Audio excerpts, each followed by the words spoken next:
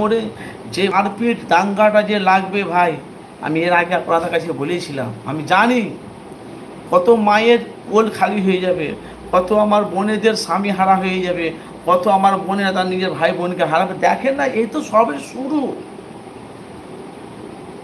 অত বড় বীর পালোয়ান ছেলেটাকে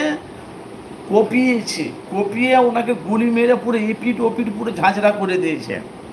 শওকত মোল্লা বলছে তৃণমূলের আইএসএফের ওই নওশাদের উস্কানিতে আইএসএফের কর্মীরা এত বড় কেস, এত বড় এটা মানে মার্ডারটা করেছে।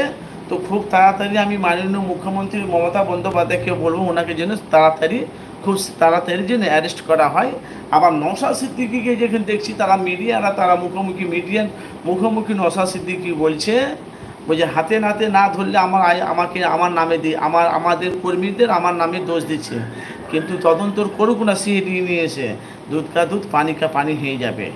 কিন্তু নওশাদ সিদ্দিকী বলছি কারা কী করেছে না করেছে এটাই, কিন্তু ভাঙড়ে কিন্তু আমি নওশাদ বলছে আমি ভাঙড়ে এমএলএ, আমি বিধায়ক, আমি অবশ্যই আমি তদন্ত করব কেসটা কোথায় থেকে ঘটেছে।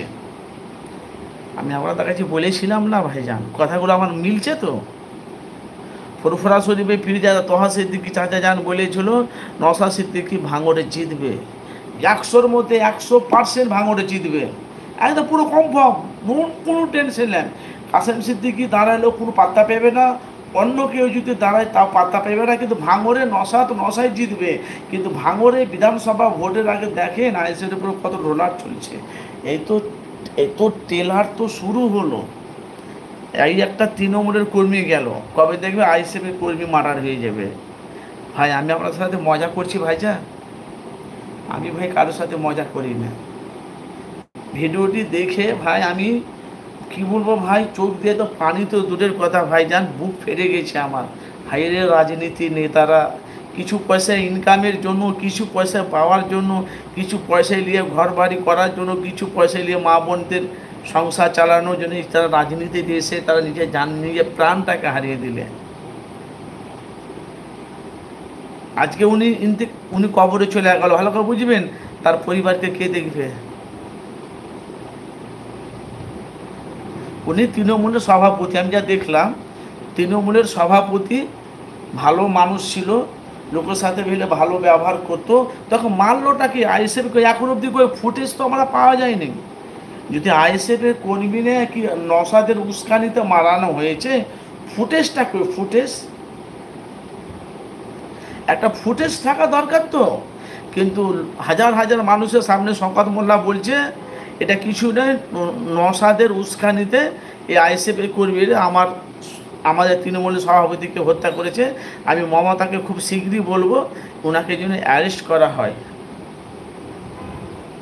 ভাই আমি কি বলছি, কথাগুলো আপনারা আমার বুঝছেন না বুঝতে পারছেন না?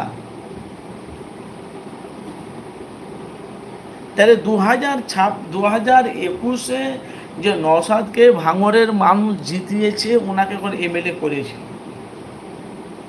ভাই আমি কারি বিরোধী করি না, কারি পক্ষে নয়, আমার কাজ হলো মানুষের কাছে সত্যটা তুলে ধরা।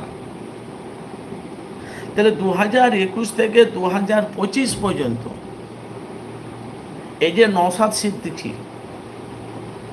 বাংলার লক্ষ লক্ষ মানে 33 কোটি বাংলায় মানুষ আছে, কয়েক লক্ষ লক্ষ মাটি মানুষ, বাংলার মানুষ তারা নওশাদকে এক নামে চেনে। নওশাদ সবাই জানে, তো নওশাদ গালাগালি করে না, খিস্তে পারে না, ছোটো বড়ো কথা বলে। রাজনীতিতে একে ওকে প্রেশার দিয়ে বক্তব্য হয়, আমাদের জানা আছে।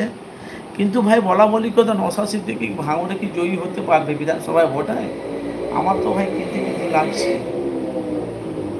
আর এটাও আমি আপনাদের কাছে বলে দিই, জানি না আপনারা কি কোথায় থেকে দেখছেন, 2026-এ যদি নওশাদ সিদ্দিকী ভাঙড়ে যদি জয়ী হয়ে যায় আর 2-4টে যদি সিট পেয়ে যায় বিধানসভাতে নওশাদ সিদ্দিকী, জানবেন পুরো বাংলাকে হিলিয়ে রেখে দেবে। আর বিধানসভাতে যদি নওশাদ সিদ্দিকী হেরে যায়, নওশাদ সিদ্দিকী যদি বিধানসভায় সিট না পায়, কেন বিধানসভা এমপি হলো সাইনি ঘোষ।